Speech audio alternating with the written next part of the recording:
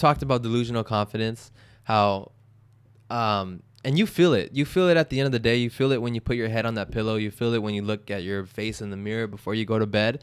How successful that day was, how confident you feel about how you just spent your day and the decisions you made. That's delusional confidence, where you try to exude that the best you can on the external when in reality the internal is suffering.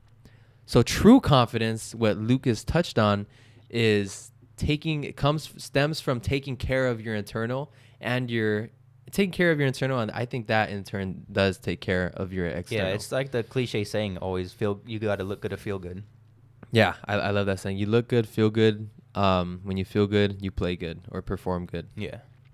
And so confidence. So what I meant by confidence is a choice, not a state of mind. You decide to perform those actions that either make you feel true confidence or that delusional confidence, or for most people, not even delusional confidence. For most people, just straight up the opposite of confidence when they feel like crap, or I mean, even to the worst case scenario, depressed. Would you agree? I agree.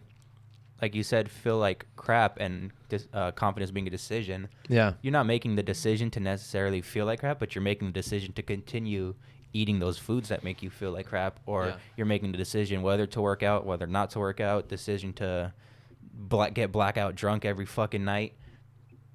Fudging night. It's all right. Hey, we're working on it, guys. This ain't for kids, man. We're creating high-value men, not high-value Bro, kids. we're creating high-value kids out here.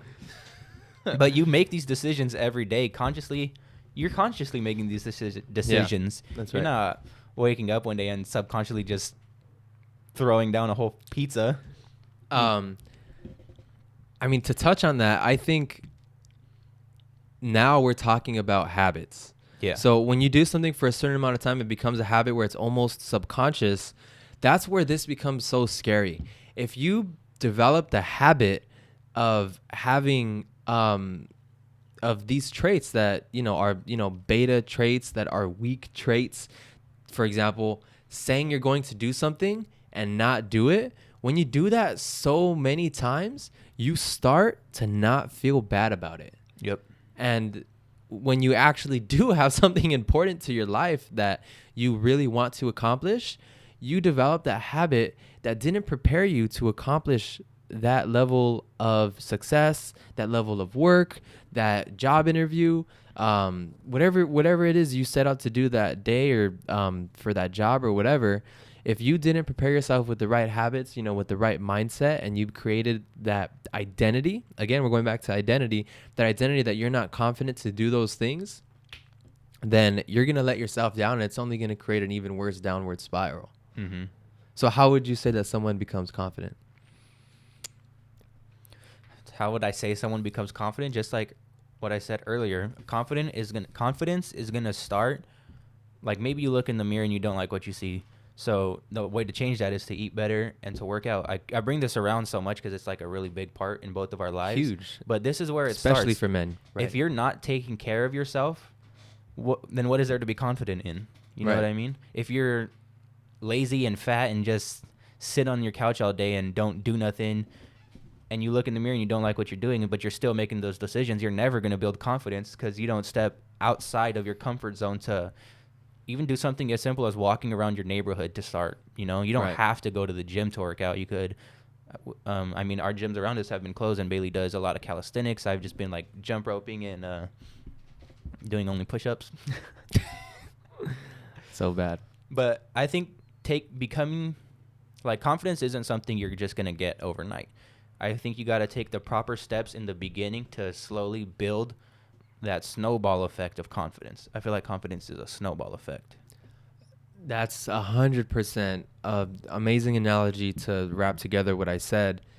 Is, again, every decision you make, the real decision you're making is, are you building your confidence or are you diminishing it? And that adds up every single day. Like Lucas just said, it snowballs every single day. Are you becoming a better version of yourself, or are you becoming a lesser version of yourself. And if you keep going down that road, you're going to convince yourself that that's just who you are. When you make those decisions, you're going to justify it with decisions you made in the past and say, that's okay, that's who I am. And at the end of the day, when you look at yourself in the mirror and you realize that you really did not want that life, you're going to realize that not only were you in control, but that's actually who you are. You're going to create that identity of that person that doesn't do what he said he was going to do, that doesn't take care of themselves, that just looks this way, that doesn't relate to those people who are high achievers, that can't even have a conversation with them without feeling uncomfortable, because now you're so far off the path. You're so far away from them on a different plane, on a completely different playing field, that you just personally don't feel confident around those people for that reason. And I think that's a perfect indicator to realize how are you living your life is, and if you can't think about those kind of people that you would say are high achievers in your life, you should rethink your circle. Yeah. So when you are around those people, you should think to yourself, how do I feel? Do I feel like I'm in the right place? Do I always feel inspired or motivated around these people to the point where when I get home, I'm like, oh, this person inspired me. And then the next day you're in the same position.